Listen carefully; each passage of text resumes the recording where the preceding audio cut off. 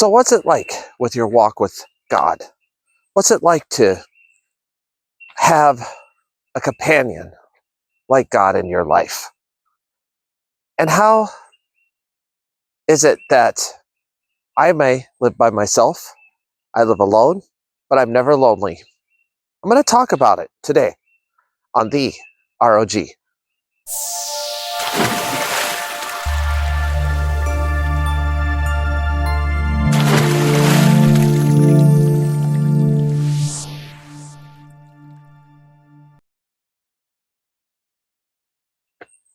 Hello, everyone out there. Welcome back to my channel. Welcome back to the ROG. Welcome back to nature. Back outside on a nature walk today, surrounded by woods. And as you can see, today is April 19th. Today is Holy Saturday, the day before Easter. I figure I'd go out for a walk today.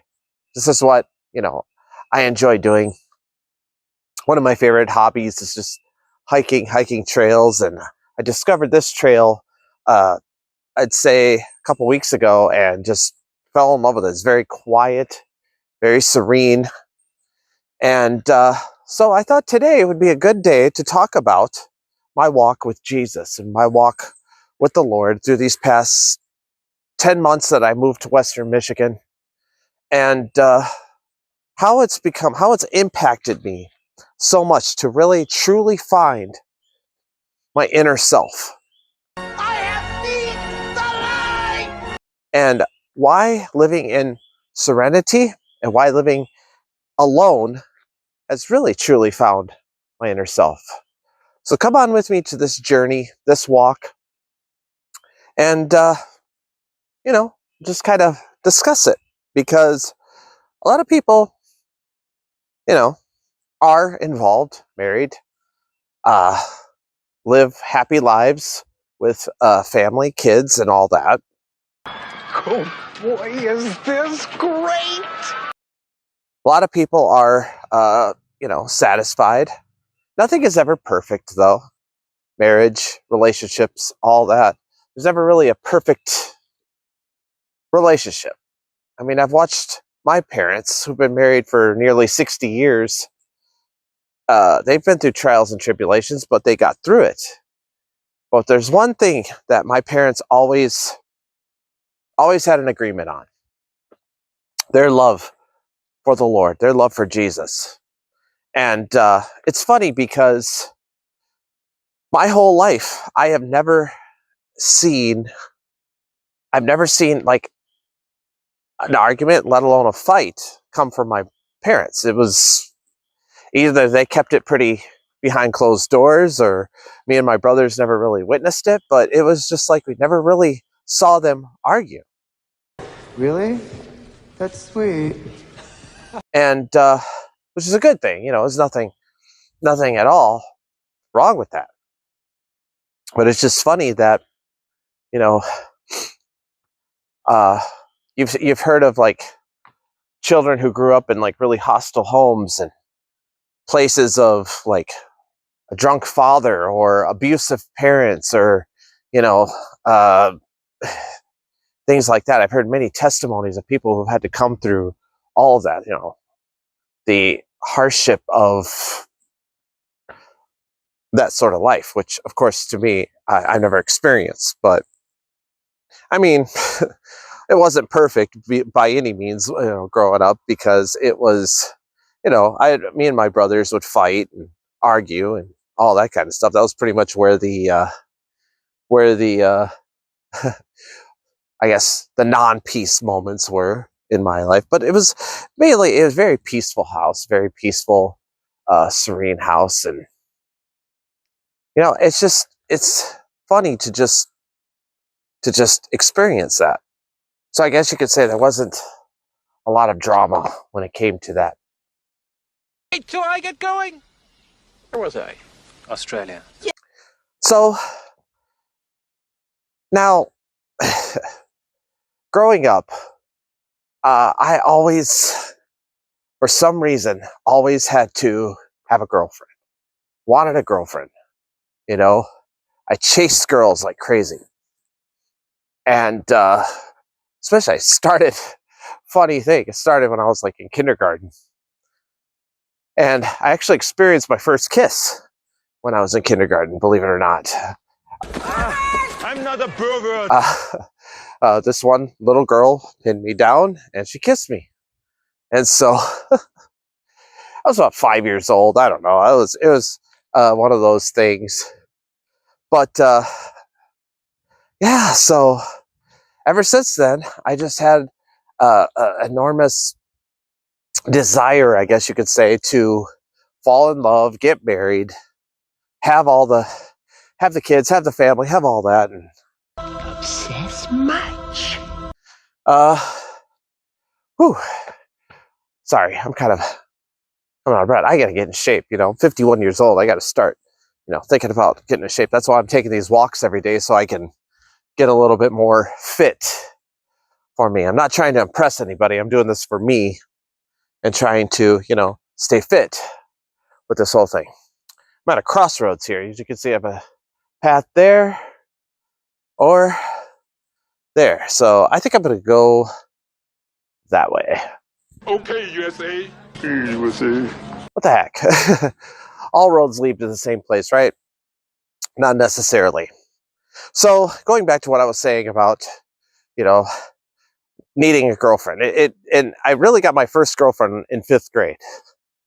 And I'll never forget it because she was sweetheart of a girl. And I won't say her name, I don't want to, give out any names. We'll just call her Joe. Okay. And she during class she held my hand. And I thought that was the greatest moment of my life. Whoa, got stuck by something there. That was the greatest moment of my life. I'm actually holding a girl's hand. That's like the coolest thing ever. That's when it really just exploded in my brain that this being with a girl, having a relationship, that's the greatest thing ever. And so the moment she was holding my hand, I said, I'm going to marry this girl. I know it. Obviously, that didn't happen. I was a crazy kid at the time. Le who? The her. But it started really getting into my brain about marriage, about kids, about family, about a lot of those things. And fast forward to junior high, high school, that's when I really, really was with hormones and everything and all of that. That's when I really pushed to have a girl in my life. I had to have one, it was inevitable. I was going to get married. Not only that, but I've told you this before. I was in a rush because I thought Jesus was coming back. I thought the rapture was going to happen any day now, any year, any day.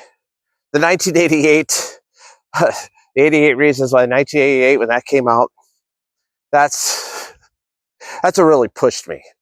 And so that was when I was just, going through that stage. Like, I'm never going to get married. I'm never going to have kids. No! I mean, well, obviously, that didn't happen. But I was in a very serious relationship in high school. Funny thing enough, it was with who would be my second wife. And there was a lot of drama in that relationship. And I admit, I was going through a really hard time in my life. I don't know what it was. It's like the devil just really took a hold of me. And I had a lot of anger issues. And, the first argument we would get into, I would end up breaking up with her because that just was my instinct. It was my instinct to just break up with this girl and call it done. Oh my gosh, does that suck?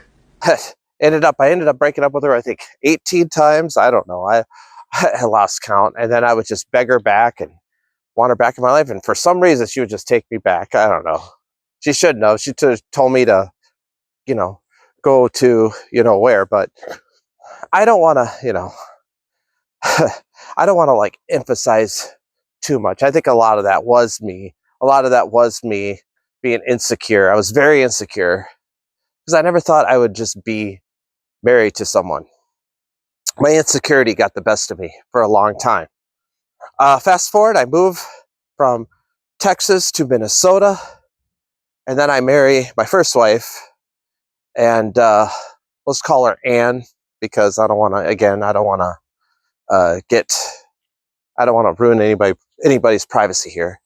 I end up marrying her, and we were married for 16 years. And I don't want to like give too much away, but married 16 years. We had a child together, my daughter. And so, but during that marriage, again, my insecurities tried to get the best of me. My insecurities were causing arguments and fights and things like that. And, you know, I did some things I shouldn't have done that I, regret totally, but I know I've been forgiven of them. And so best thing to do is just leave them in the past. But again, as a human being, I still feel guilty for a lot of the, so I still feel guilty for some of what would have been a, a disaster of a marriage. And so, excuse me, I'm just gonna hang on a second. Sorry, I just had to climb up a wicked hill. As you could see, I don't know if you could see it well on camera, but man, that was a climb. Come on, stop whining. And I don't want to be on camera going, an out of shape 51-year-old middle-aged man climbing up a hill. So that marriage failed. I think, in a way, I do take some of the fault for it. I do take some of the blame. But in a marriage, I believe that the solution to a happy marriage is to get before the Lord and just work it out. You know what I mean? I think a lot of Christian couples do that. They get before the Lord. If they're really, really strong for the Lord, is to heal that marriage, is to heal it and make it better. And so again, that did not work out. She went another way, and so did I. Well, she went another way while I was trying to fix the marriage, but it was not going to happen. So I won't get into too much detail about that. So fast forward, I end up marrying my high school sweetheart, again, the one I was broke up with 18 times. And we'll just call her Kay, so I don't again. And so Kay and I were married for 5 years. She ended up showing her true colors of wokeism and so forth. And so I've told you that story before. So that marriage did not last very long. I think it was more of a rebound marriage. So here I am. It's been 5 years. I was in a relationship for a while. And I know that I wish I could have, I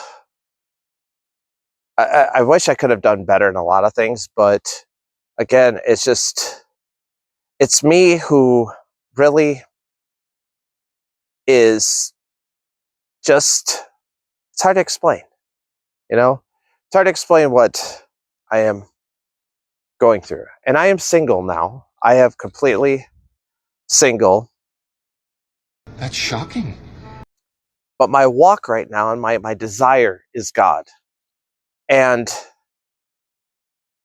I have just really falling for that, pursuing my assignment more than ever. And living here, uh, I have lived in seclusion, I guess you could say, by myself in the country, living a secluded life. It's and the peace and quiet, the serenity that I have encountered has helped me find who I truly am, my true identity of as Christ has given me. It's really hard to explain. I hope I'm making sense.